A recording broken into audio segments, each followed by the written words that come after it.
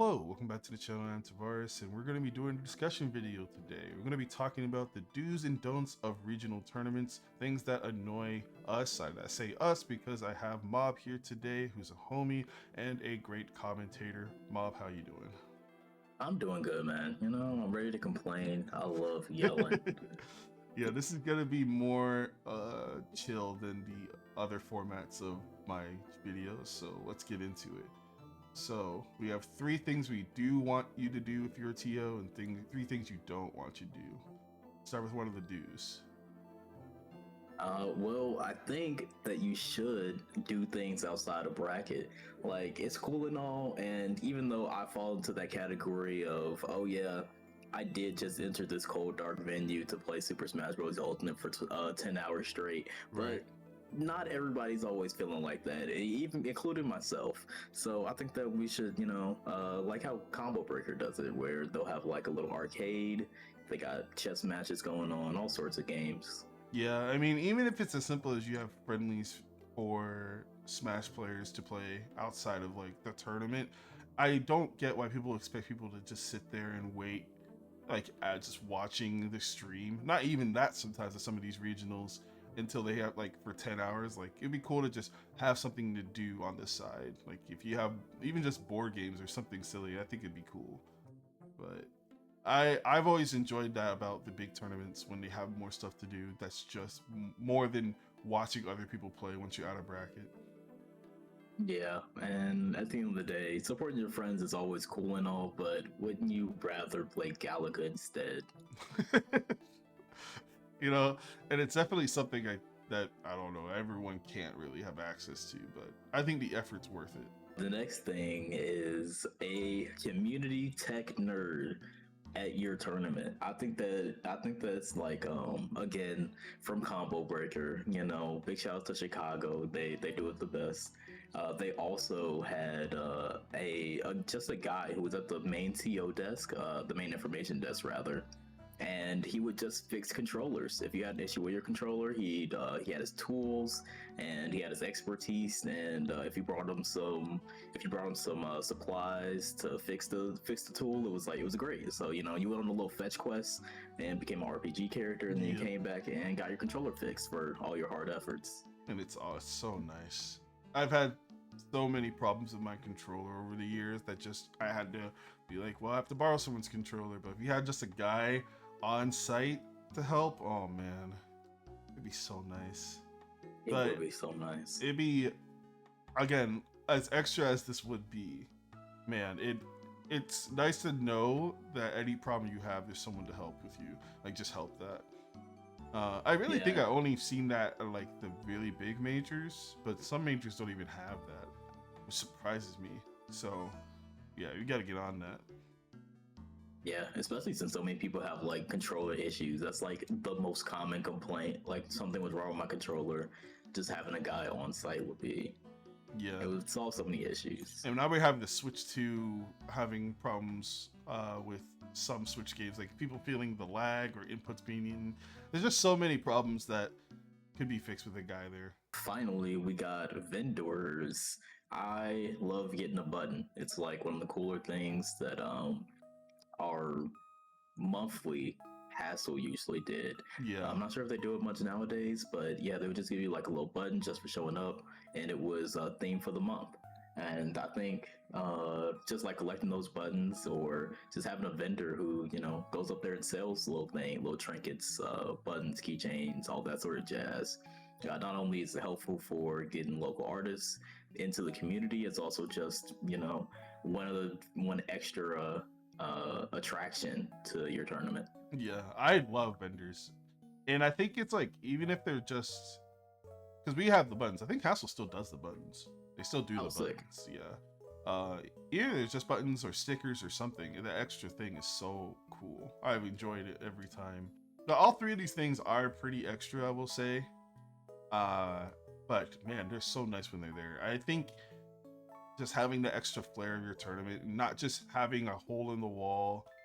Like I get people are like over grassroots, but man, the effort really shows for regionals. It makes me want to go. If I know there's vendors, if I know that there's a tech guy, if I know like if I know there's just extra stuff to do, even just at the regional, I'm willing to drive a long while to get there.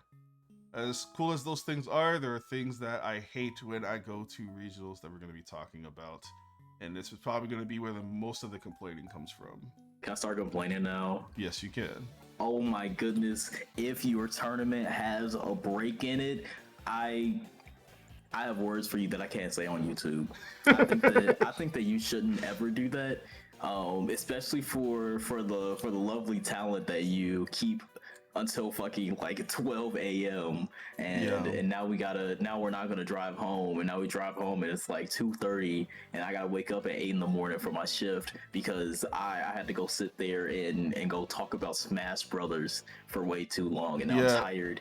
And oh I get the idea. I really do. Like, I understand that people are like, oh, because I think when I went to a tournament, they were like, oh, the commentators need to get food, or we want to get food, and just stuff like that. But think about even just the structure. There are times when like there's an 80-person tournament and they have like 2 p.m. pool, first pool on the first side, then a 4 p.m. pool, then a break, and now it's 8 o'clock in top 32 starting. Like, I hate it. And then they do all of top 8 on stream, and it's like, bro, we don't get home until like 4 a.m. and we're not even that far. We're not even, and it's just like, man, it sucks. Like, I feel like just for the sake of the competitors there, for the people out of state coming through, you just should not do breaks.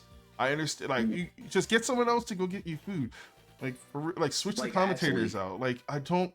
It makes no sense. Like, you're only gonna have 2 commentators on a block at any given moment. As a fellow commentator, I say get their asses in the seat and tell them to go talk about Smash Brothers.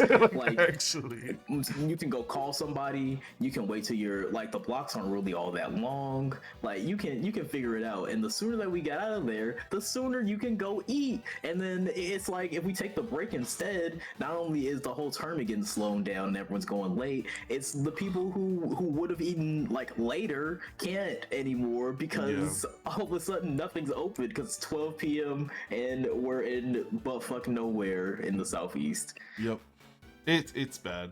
Don't do breaks. Please don't do breaks. Just please structure your tournament better. That's all I can say. You know, Tev, I know something else that they shouldn't do either. What's up? They shouldn't do on-site registration either. That shit is so garbage. Yes, this is the structure. Let's think about it. So you're announcing your tournament. You want top players to come. Yada yada yada. You say, okay, we're gonna do a bracket, prelims. We're gonna just say the seeding and stuff, and then you do on-site registration that always messes with the seeding, always messes with the bracket. No one knows who they're playing against. So what was the point? Like, I don't get it. It's unavoidable at con tournaments, and they have a pass. But anywhere else, like, please just end. Like, what are you doing? Like, close the registration like 2 days before. Have the bracket out. Let people have like their brackets ready, and then don't have any nonsense. It's so nice, especially people DQing a lot. It's just like, please. These brackets get so messed up a lot with on-site registration. If you don't have it straight up on site the whole time. Like, if you're going beforehand saying that it's a seeded tournament with brackets, I don't think on site makes sense. No, and it also adds like extra time to the tournament that just now the TOs are like running around like a chicken with their head cut off because Zurzel didn't decide to sign up until he walked in the fucking door. Or actually, no, it's more than likely going to be melee, and unfortunately we have to go deal with that and actually seed him properly because you can't just throw him in there. Usually, I'm a big fan of on-site registration because as an O2er, they just kind of throw me in bracket and go, hey, here you go. It's Zurzel, the person you were going to place round 1, even if we did meticulously seed this. So, you know, it's whatever for me, but it's definitely bigger than basketball sometimes. Yeah, it's so stressful if you're like, if you just were like knew what seed you were gonna like just being confident on the bracket you had, and then last second it completely changed. It's just like, what was all the prep for? What was it for? Yep. All right, the final thing, the thing that annoys me a lot, not probably the most, but still annoys me a lot, is a clogged screen. Gosh, I can't even say it. but a clogged stream schedule. It is probably like, I get it if you have one stream, you really want to just show off your tournament and have as many people on stream as possible. It could be enticing to do that, like just having all of Winners Quarters on there and then all of top 8, but it just adds so much time. I don't think you need to have all of that on stream. If you have multiple streams, you're allowed to do that, but if you have one stream, please don't just force everything to be on stream. Like, it doesn't have to. It doesn't have to be. Like, we've seen Tavares Voltion 6 million times. I don't need to commentate it again. I'd rather see less sets than see that same one for the 5th time. Quite personally. And it's not even a local tournament, right? Even if it's not just like me versus Voltion, I still feel like you don't need to put like. I think all of top 8 is reserved for maybe gigantic tournaments. I don't think regionals need to have all of type 8 on, but I don't know. I know people are kind of be iffy on that. I guess it just depends on the size. I mean, sure, people are like, I want to get these VODs down. I think it's really on the TO to know who's usually on stream and who isn't, and that way that they can like sort these matches properly, or like find rare sets that don't happen. And you know, that's just something that the TO should be like more aware of, on top of all the great things that they do. You know, also need them to be master schedulers in their own right. So, you know, I guess I don't necessarily hate the idea of having everybody on, because if you made top 8, surely you want to, you know, at least get on stream. But if you're in top 8, you probably were on stream once or twice already. So I think it's like a matter of you know, surely the competitors aren't going to be super happy, but I think everyone else in the venue will be. Yes. And if you're going to do all top 8, that's fine, especially in some cases, but please don't do all Winners Quarters. I hate when they do all Winners Quarters. Oh my god, every single set of Winners Quarters, yes. Yeah. And now we're in like the age of where every tournament's best of 5. Like, we're here forever. Because then even the competitors who have to wait for the sets to end, you get like, oh man, it's so easy to just get iced out just because of how long it takes. These sets take so long. Best of 5 sets going game 5 is like 25 minutes, and then you have 4 of those. Like, it's horrible. Like, I remember I would have to like commentate blocks. I would commentate like Winners Quarters into like fucking top 4, and I'll just be sitting there like, oh my goodness, when is this gonna end? It's been an hour. It's never gonna end. I still got 2 more sets to do. It's been an hour, guys. Yeah. But yeah, thank you guys for watching the video. Do you have anything you would tell a TO for them to do or them not to do? Let me know in the comments. Gonna be trying to do videos like this every once in a while. Of course, we're gonna try to release a video every day, so please subscribe and let me know what you thought. And guys, don't forget to hug a local TO that does these things for you. Even if they don't do these things for you, I think you should love them anyway. Appreciate your TOs. Have a good day.